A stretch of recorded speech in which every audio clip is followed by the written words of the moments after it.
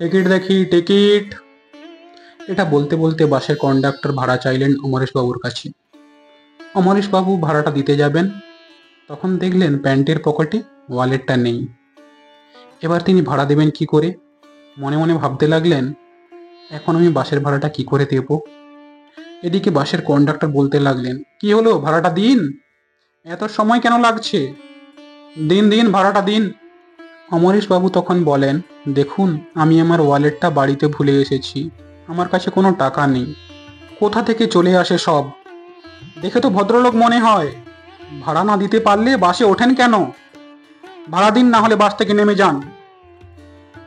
এমন কথা শুনে বাসের সমস্ত যাত্রী অমরেশবাবুর দিকেই তাকিয়ে থাকলো। অনেকে আবার বলতে লাগলেন, এখন এমন প্যাসেঞ্জার প্রচুর হয়েছে, ভাড়া না দিয়ে বাসে যাতায়াত করে। অমরেশবাবু কেমন যেন অস্বস্তিতে পড়ে গেলেন। এমন সময় একটা ইয়াং ছেলে কন্ডাক্টরের কাছে এসে বলল, এই নিন টাকাটা। ওনার কত ভাড়া, টাকাটা কেটে বাকিটা আমাকে ফেরত দিন। এরপর অমরেশবাবু ছেলেটার হাত ধরে বললেন, আমার অনেক উপকার করলে বাবা, তোমার ঠিকানাটা দাও, আমি তোমাকে টাকাটা পরে পাঠিয়ে দেব।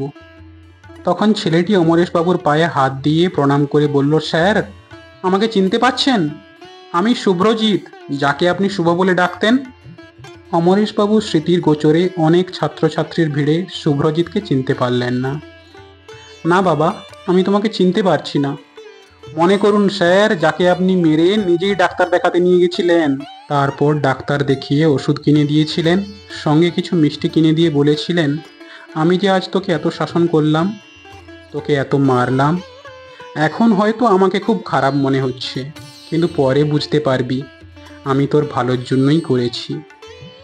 তুই যখন বড় মাপের মানুষ হবি, তখন আমার এই মিষ্টি ফিরিয়ে দিবি। এতক্ষণে অমরেশবাবুর মনে পড়ল শুভ্রর কথা। ও, ও শুভ, কেমন আছিস বাবা? ভালো আছি স্যার। কি করছিস এখন? আমি কলেজের বাংলা প্রফেসর।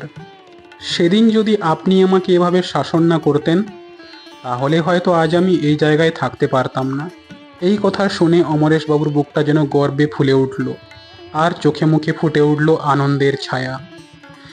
এরপর এক জায়গায় বাস কিছুক্ষণ দাঁড়ালে শুভ বাস থেকে নেমে মিষ্টি কিনে আনলো আর অমরেশবাবুকে দিয়ে বলল, স্যার, আপনার মিষ্টি। অমরেশবাবু এবার হাসতে লাগলেন, তুই সত্যি সত্যি আমার জন্য মিষ্টি এনেছিস? হ্যাঁ স্যার, নিন। আচ্ছা বাবা, ঠিক আছে, দে। এরপর শুভ অমরেশবাবুর হাতে কিছু টাকা দিয়ে বললেন, স্যার, আপনি বাড়ি ফিরবেন কি করে, আপনার কাছে তো টাকা নেই, এই টাকাটা রাখুন। না না শুভ, এটা হয় না। আচ্ছা ঠিক আছে স্যার, আপনি না হলে এটা ধার হিসাবে নিন, পরে আমাকে শোধ দিয়ে দেবেন। ঠিক আছে তাহলে।